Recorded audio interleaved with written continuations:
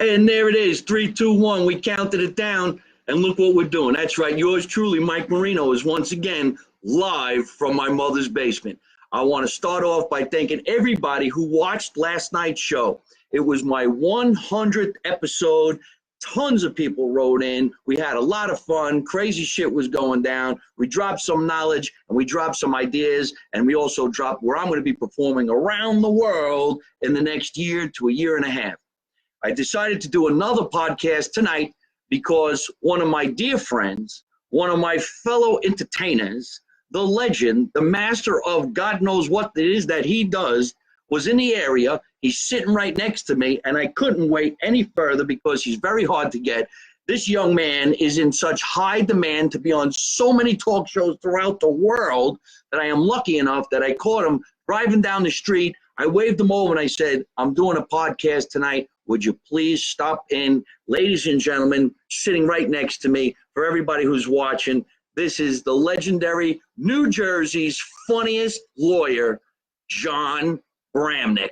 Thank you so much, John. Hi, everybody. I've been in the basement, Mike's basement, right now. Nothing to eat. You got the local cheese thing here, right? Not a piece of cheese, nothing. Yeah, I got a half a bottle of water here. That's it. Now, you figure you'd have a half a pie, something. I mean, you come here at 7 o'clock, you expect dinner or something. Nothing. Zero. You know what? He's got me there. I'm supposed to be this nice hot shot Italian guy, and I do have a nice Italian basement, and he got me. I didn't have any food prepared for this man when he come over. And the place is, he's got more cool stuff in this basement. I've never seen so much stuff. He's got cool stuff. It's like I show pictures. You come over and check this stuff out, and it's all worth a lot of money. This is a beautiful. It reminds me of growing up in Plainfield. Basements were like that back then. You got a bar. You know, you weren't allowed to go down there because your father would mark the little line on the bottle to make sure you didn't drink anything with your friends. He'd come back and lie. We used to fill it with water, the vodka bottle. That's right. Yeah, I remember we used to do that too. You would steal alcohol from your family, and you would put your parents put little measuring tapes around it, and they knew that you were taking it because it fell below. That's right. I remember that. And I apologize for not having food, but you know what? I'll get some on the way home. There's a place in downtown Scotch Plains. I'll pick something up. I was supposed to have the show catered tonight, but some of our audience members couldn't make it, so I didn't order the typical buffet that I have when I do my show. And I wasn't really 100% sure that you were actually going to show up because, you know, he's got so many appointments, so many places to go. BYOB here at the basement, Grandma's basement. Grandma's basement. Sorry, Mom's basement.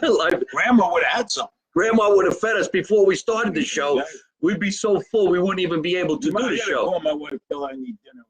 Oh, that's really, it's great to be here. It's a fabulous spot. Thank you so much. I'm glad you came by to talk to me and to talk to our fans, which we call family. John and I do a lot of stand-up comedy shows together. I guess we met about maybe 3 years ago, and John called me up and he said, I like what you're doing. I'd really like to get on stage because I do comedy as well, and I'd like to perform with you at some of these pretty monstrous venues that we're lucky enough to stand in front of audiences between 500. It had nothing to do with your legal problems. No. I called you, right? The fact that you're a bad boy and got in trouble. With all due respect, he does get himself jammed up a little bit when he's checking himself out at the 7-Eleven.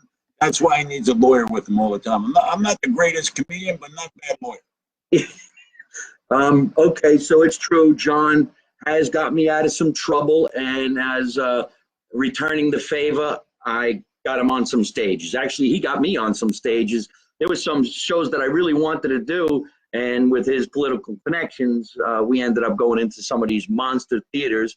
But we did what we had to do. We sold out every single show that we've done so far, and we keep on going. So thank you so much for helping out and keeping me out of prison. It's not going to be easy in the future, though, because now you got twice you've been in trouble. The third time, they got that 3-time loser thing. So just be careful what you do next. Well, you know, I have an affection for taking things, and that's where half this stuff comes from. But thank God you're around. So what is it in your life that, you know, because you are an extremely successful lawyer, could you tell everybody what kind of a lawyer you actually are? What do you do? I'm actually an accident lawyer. And I started as an accident lawyer defending the city of New York in 1978. So since 1978, the only thing I've done are accident type cases, originally defending them. And now when someone gets an accident, that's exactly what I do. Well, that's fantastic.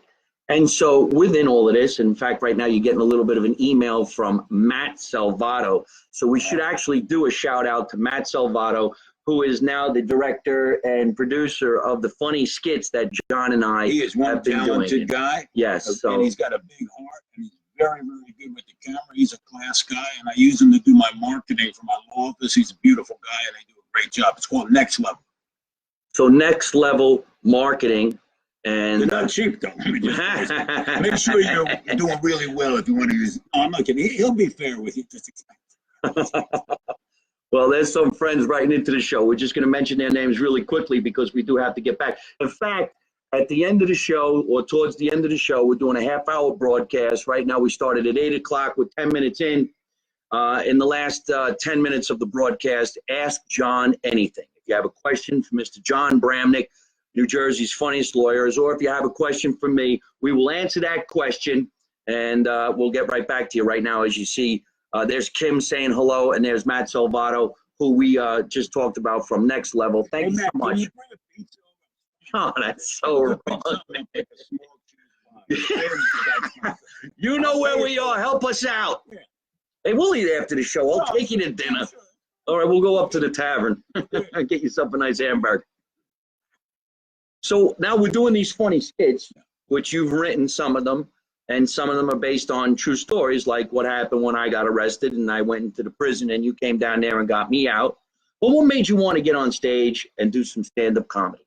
You grew up in Plainfield, which I did in the public schools, and really it's a natural thing. I think that I'm not sure you can really learn how to be funny. It's a natural kind of thing. So when I was 38, I'm now 66. My wife entered me in the funniest lawyer in New York contest, and I came in second. So that was the beginning of my career, which has taken off in the last 30 years, as you know, I'm a household name. And then I won the funniest lawyer in New Jersey contest. The competition's pretty light there, too. And after that, Mike let me open for him, and now I am the funniest lawyer in the state of New Jersey. It's trademarked. It's like being Muhammad Ali of funny lawyers. And you want to come against me and you're a lawyer, you got to come up through the ranks. You just don't come to the top and fight the king. So I'm going to continue to be the funniest lawyer in New Jersey. All right, well, this is fantastic. So as you can tell, we are now broadcasting with the funniest lawyer in New Jersey.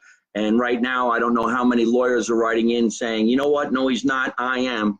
I don't see anybody yet, so that's pretty good. I think you'll stay on top for quite some time.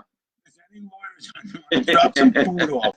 Well, give me the address here on Scotch Plains. No, we're good. So, but Mike, I've watched Mike, and Mike is always fabulous. So I wanted to be with the best, and I wanted to open for the best, and that's what I'm doing. That's why we're going to be down in Beach Haven this Sunday night. I'm looking forward to opening and being there in case he gets jammed up during either driving down or driving back. Well, all right, yes. We are both performing this coming Sunday night, August 11th, at the Surflight Theater in Beach Haven, New Jersey, or some of us from New Jersey realize it's called Long Beach Island. So all the way down south. It's a beautiful area, a beautiful theater. Go ahead. I got a couple questions for you. When you were a kid, you get in trouble for walking on the lawn of your next door neighbor? Because you had a lady next door. If you walked on her lawn, she would call my mother. Can I ask you a question?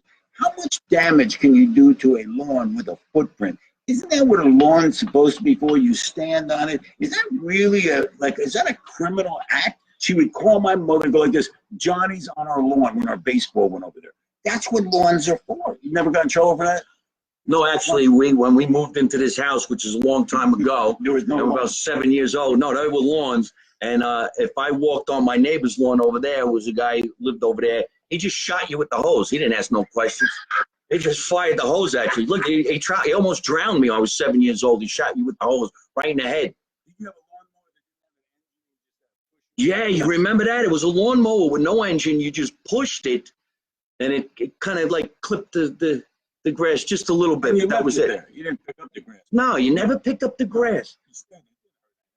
Now you got the guy cutting the lawn with headphones on so you can listen to the misery and he can have fun. My mother would always say to me, why does that lawn look better than our lawn? It was always a competition. The lawn was only small, too. I lived in a place with a really small lawn, but there's a lot of competition on lawn.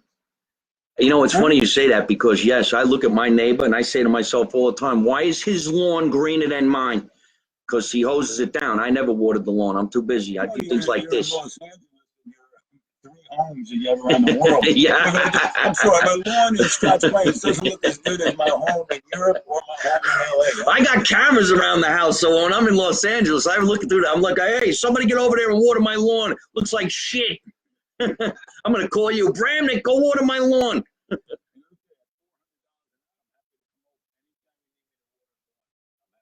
All right, well, thank you very much. But what made you want to get on the stage and crack some jokes? Well, as you would know, nothing is better than making people laugh. You know, in today's society, all the stress and the tension, when you have people and you're laughing, that's actually therapeutic.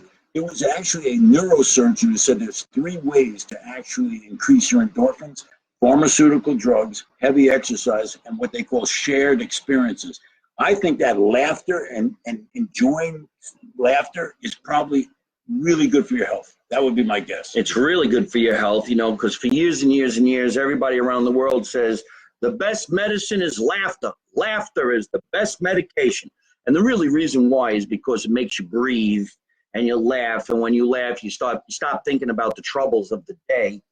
And just today, I was running around the town of Scotch Plains. I ran by your office. You didn't see me. We weren't running from anybody. I wasn't really running. I was walking. But anyhow, I smiled at somebody walking the other way, and they got angry. They just looked at me and went, Like, what the hell happened to this world? Everybody's in a bad mood. What is that?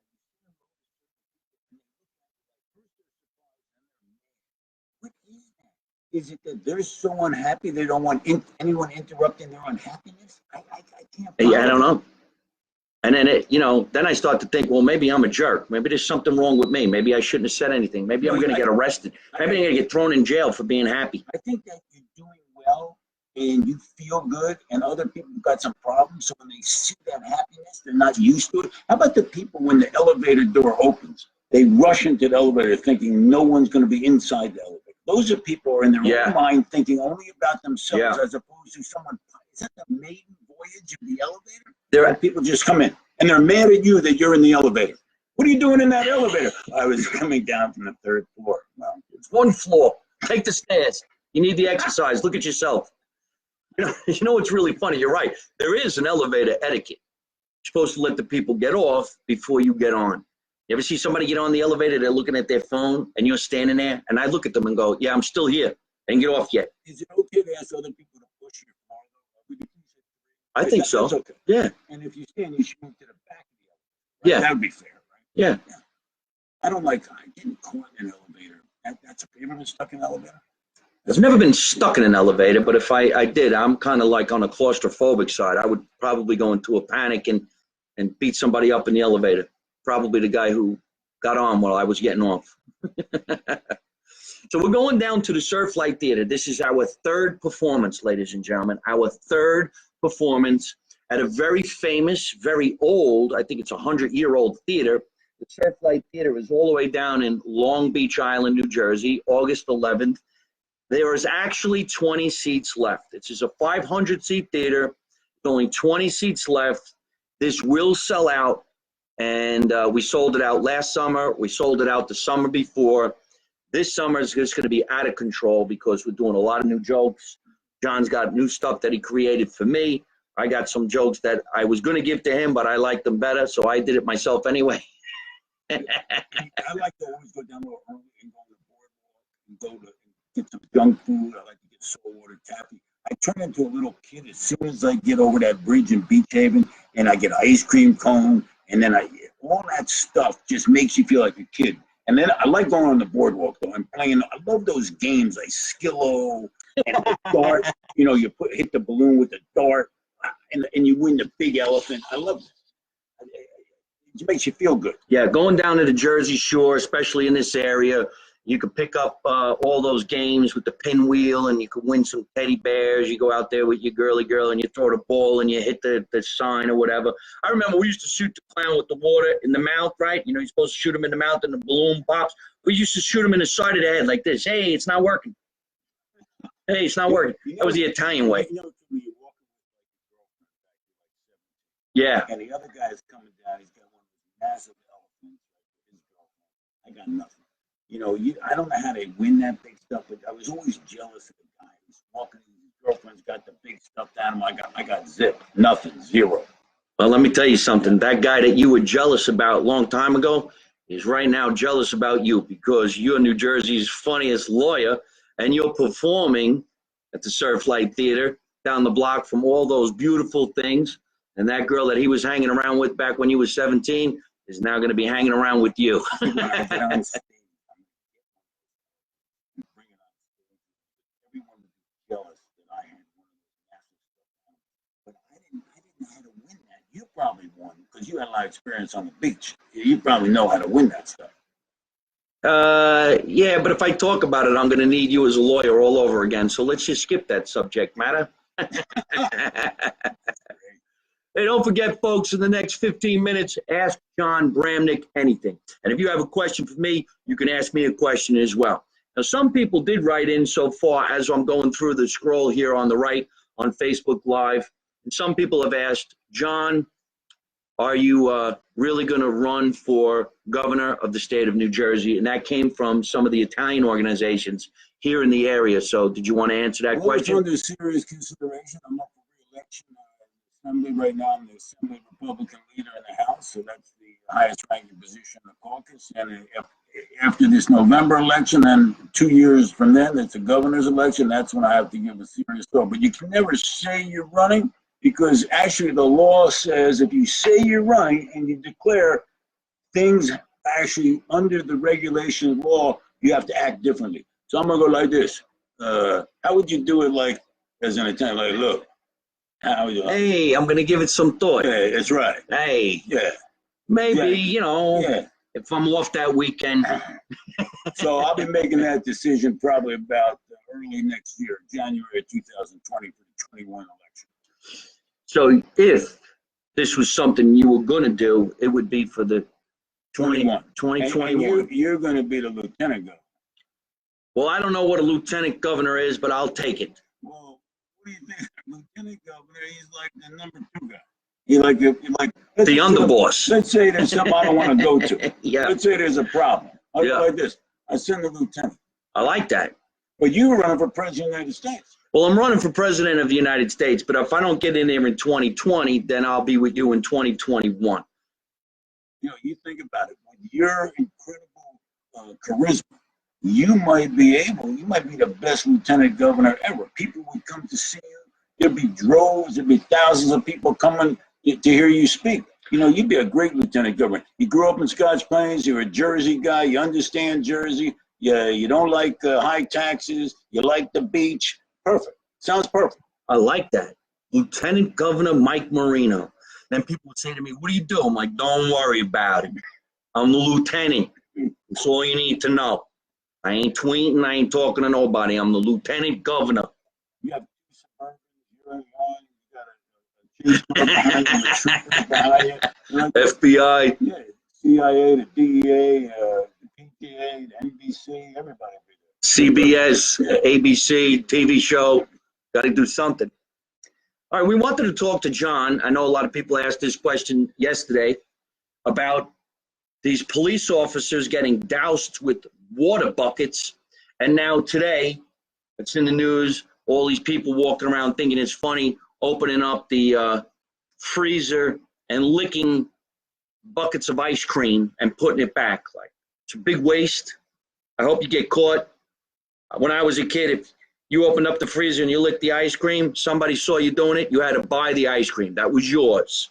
And then your parents were mad that you bought that ice cream because it wasn't their favorite flavor, so they kicked the shit out of you. Well, what are we going to do about that now, John? What do you think?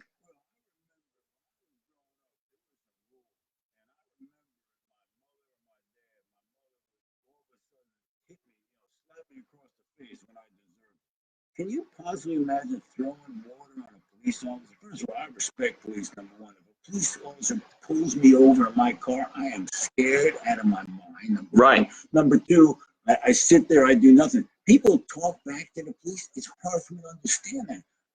I guess because if you grow up in a family where you don't talk back to your mom or dad and you respect police officers, it's just, first of all, I wouldn't throw a bucket of water on anybody, especially a police officer. That lack of respect that exists in society, to me, it's scary and it's sad.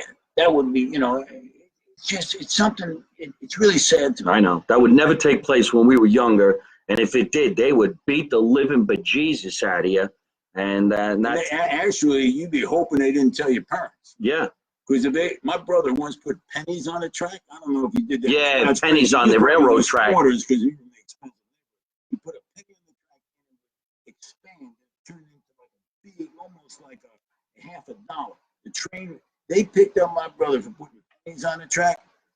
That was not a good night at the Bramnick house. We used to put the penny on the track to flatten out the penny.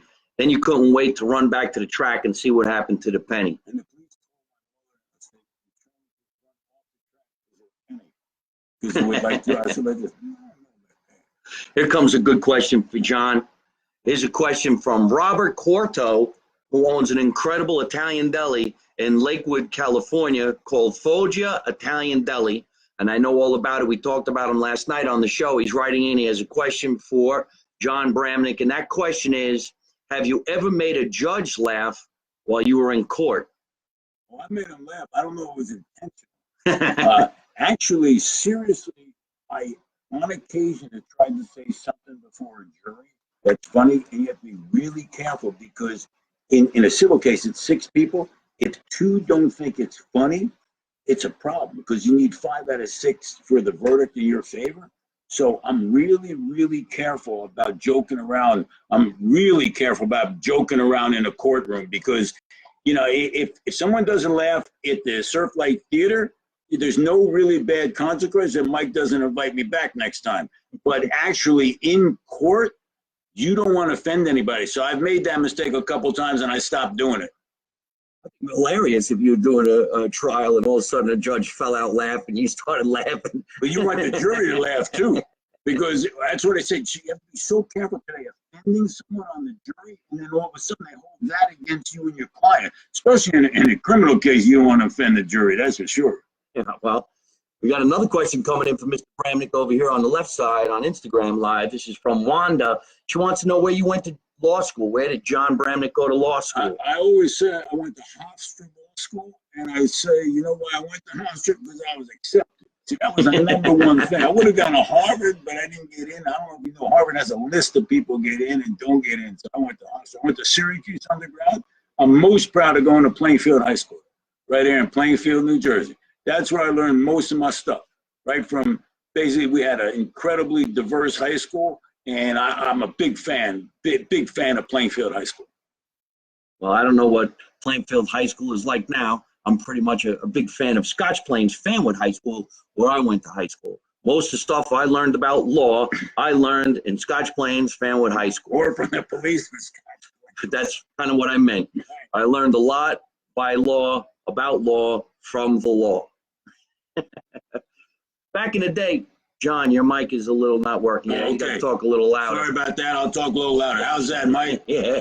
I'm going to get right in there. Yeah. Okay.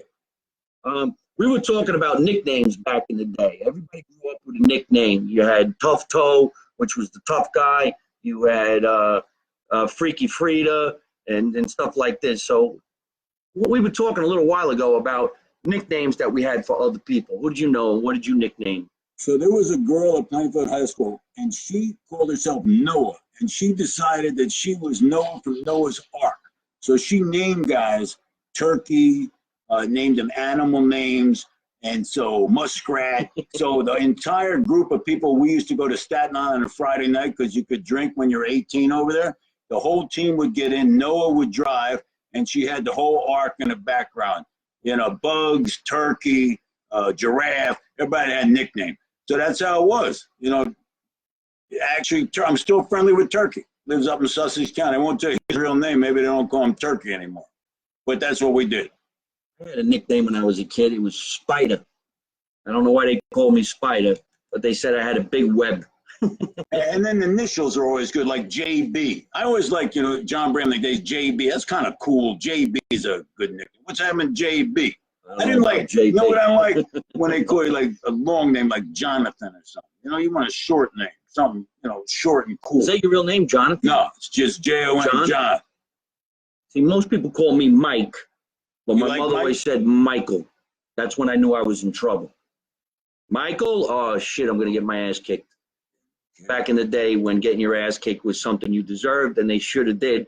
Because nowadays, nobody's hitting their kids. Their kids grow up to be punks and troublemakers, and what do? They throw water on police officers. So from now on, hit your kids. My father just give you a look. That's right. All he had to do. He'd come in, he'd take that belt off, too. Take that belt. And my brother would keep running his mouth, and that belt would find his backside. I at least knew to shut up. My brother kept talking, boom. That's the way it worked. My mother used to say, your father's home, go get his belt. He's going to teach you a lesson. I'm like, maybe he left it at work. But listen, folks. I got a lot of people asking you to run for governor. Oh, thank you. Yeah, well, we really do hope that John gets into that governor position so that I can have an underboss job. Well, then I have to decide on these issues like whether we legalize marijuana, right? Those are the tough issues today.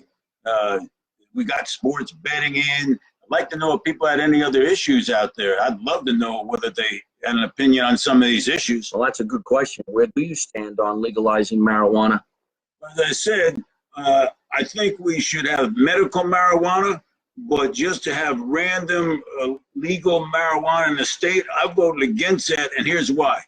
They're going to put it on for a referendum. If the voters want to vote for it, that's fine. But with the drug problem in today's society, I just couldn't push the green button for another drug.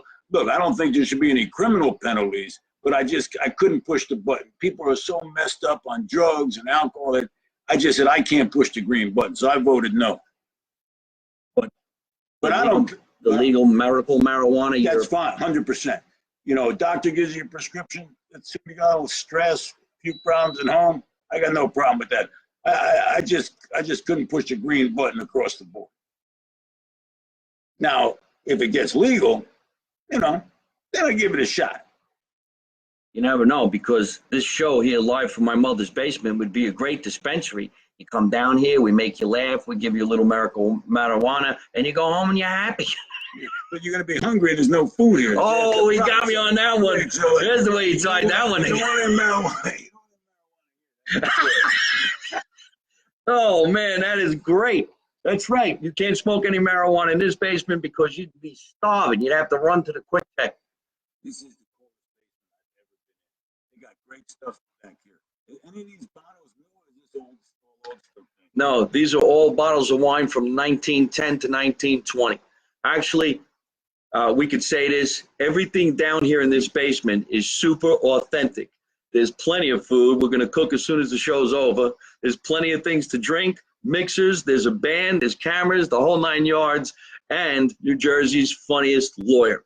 We got to get going, but before we leave, we are going to say one more time, there's 20 seats left to this Sunday night show, August 11th at the Surflight Theater in Long Beach Island. So if you want to come and see New Jersey's funniest lawyer, John Bramnick, and myself, New Jersey's bad boy of comedy, all you got to do is go to surflighttheater.org or catcharisingstar.com or mikemarino.net and grab yourself some tickets. And if you need a lawyer for any reason, how do we get in touch with you, John Bramnick?